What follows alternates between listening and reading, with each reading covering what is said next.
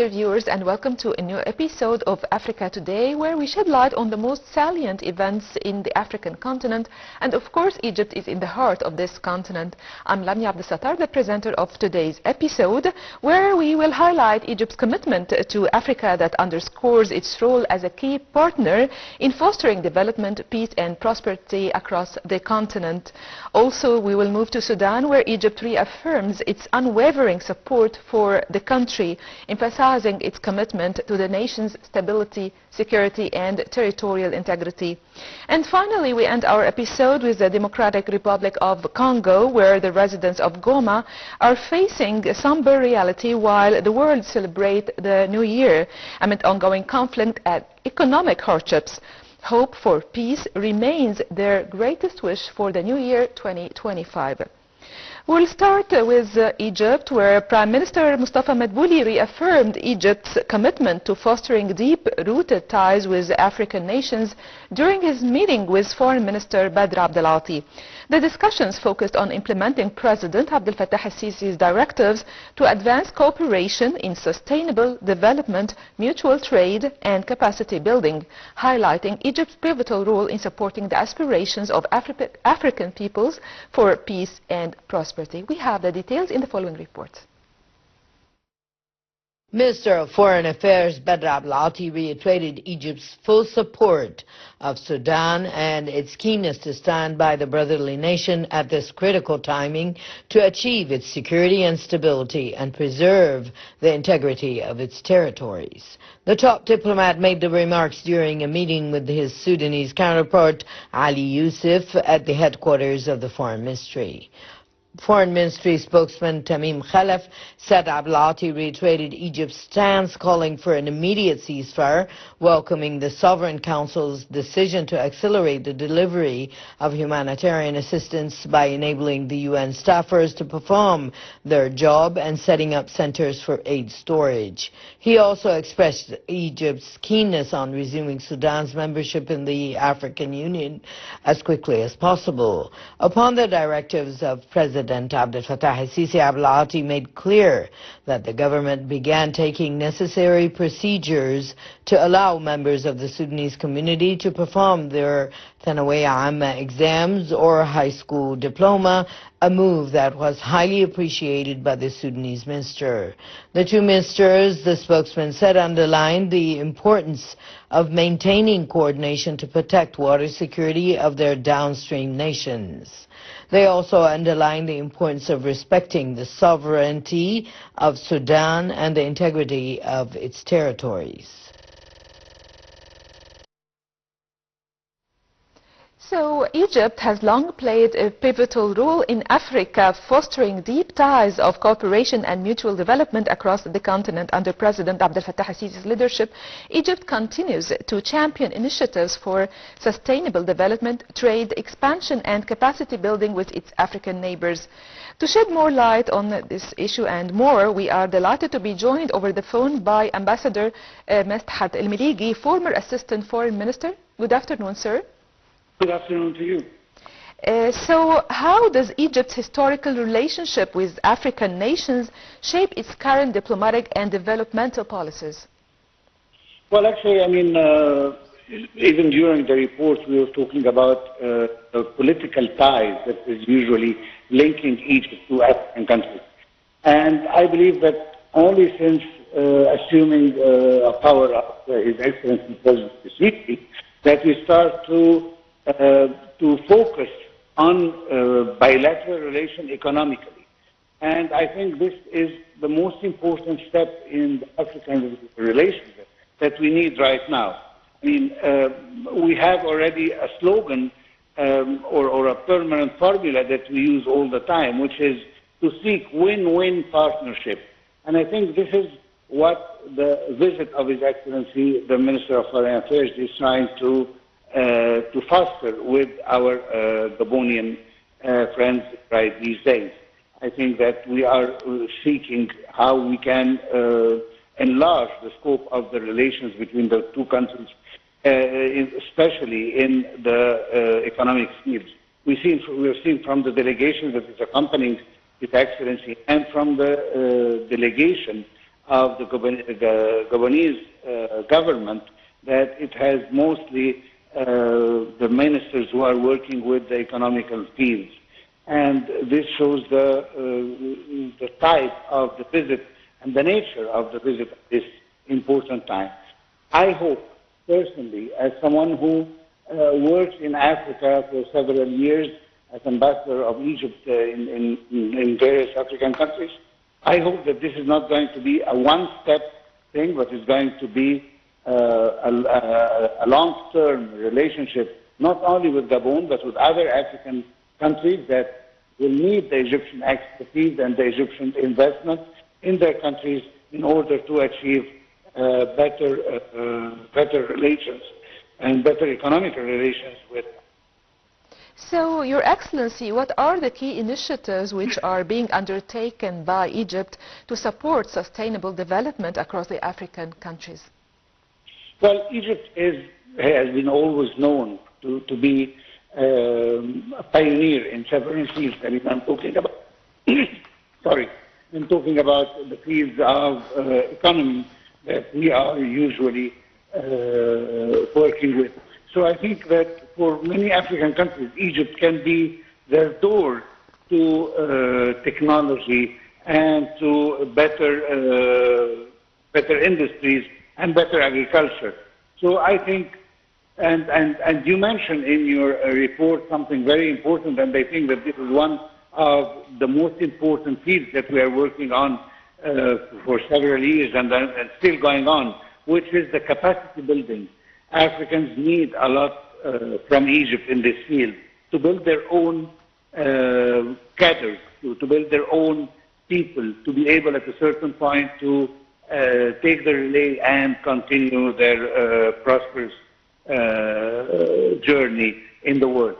So Egypt is providing the Africans with what they need in this field, not to mention, of course, what we can export to these African countries from the many industries that we are having in Egypt, and we need to, as we all know, we need to export more, and Africa could be our door to better exports to the world. Your Excellency, could you please elaborate on the role of the Egyptian Agency for Partnership for Development in advancing comprehensive development across the continent? Well, the agency is helping especially in the field of capacity building. And as someone, as I said before, that I served in Africa, I mean, we used to have almost more than once weekly training courses for African in various fields. I mean, starting from the military field, police work, and even administrative work, and economical base, and startups, and various economic fields, agriculture, medicine, all aspects of cooperation that could be worked on. Not to mention that also Egypt was capable of providing tailored programs for some African countries that are in deep need for this. I can give you an example on that we have sent one of our experts on fishing to teach the people who are working in the field as peasants, to teach them how to be able to have a small farm for fish. And this was a very good project, and many are right now profiting from such a project. It was based on the demand of the country itself that we have furnished them with the experts on small-scale fisheries. So, I mean, besides all the major fields that we are excelling in, and we can provide capacity building for Africans with, we are only tailoring many fields that are based on the request of the African countries themselves. So, Your Excellency, how does Egypt's membership in the African Continental Free Trade Agreement enhance trade and investment opportunities with other African countries? Well, of course, as we all know, I mean, the Egyptian investment in the African continent are exceeding $14 billion so far. And this is based on the good reputation that our companies are enjoying in the African continent. But we can imagine that many African countries import more than 90% of their needs from the outside world. So I think that the share of Egypt is still small, relatively speaking, in providing the Africans with the needs they want. And the step of His Excellency, the Minister of Foreign Affairs, is a very smart move at this very important juncture. Although, and I have to say this, although a little bit late for the weight of Egypt. As I said, we basically had to foster the relation politically with the African continent. And ever since our President have assumed power, he focused on the economical part. And now we are trying to provide the Africans with what they need. But let's not forget that we have competitors. We have, and I'm not shy to say that we have the Chinese who are involved in Africa, the Turks, and many other countries who are also implicated in Africa and trading with Africa with a larger scale than ours. So I think we have to work a little bit more. One very important thing is the focus of the Minister of Foreign Affairs of the importance of the private sector in such visits. As we have all seen, the minister is accompanied by several businessmen who are seeking to see what are the opportunities provided by the African countries. We have worked with them before to incite more investment terms for Egyptians to be able to compete and to work in the African continent. I think this is one step on the way, and I think that many other steps will follow. I hope that it will not just be on the Gabonese level, but we will expand to other African countries who are really waiting for the Egyptian to be there, whether for joint ventures or to export our good products to our African brothers and sisters. Thank you so much, Your Excellency, Ambassador Medhat El-Meligi, former Assistant Foreign Minister, for being with us and for your valuable information and insight. Dear viewers, we'll have a short break and we'll be right back.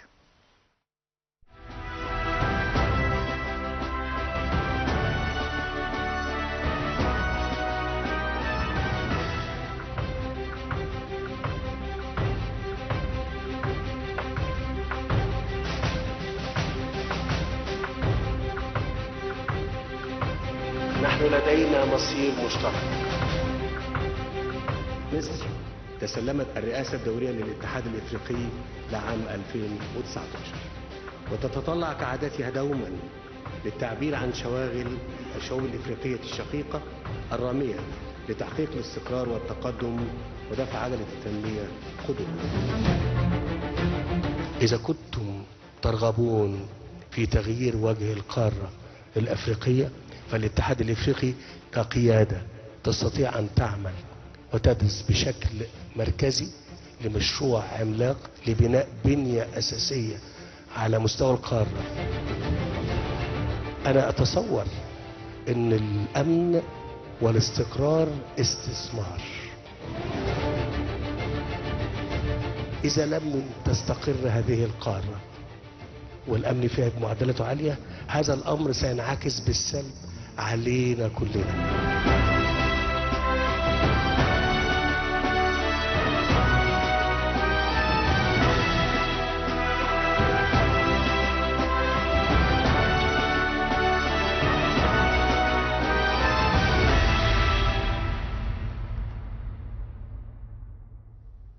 Welcome back, dear viewers. You are still watching Africa Today. While much of the world welcomed the 2025 New Year with joy and festivity, the city of Goma in Eastern Democratic Republic of Congo finds itself overshadowed by conflict and uncertainty.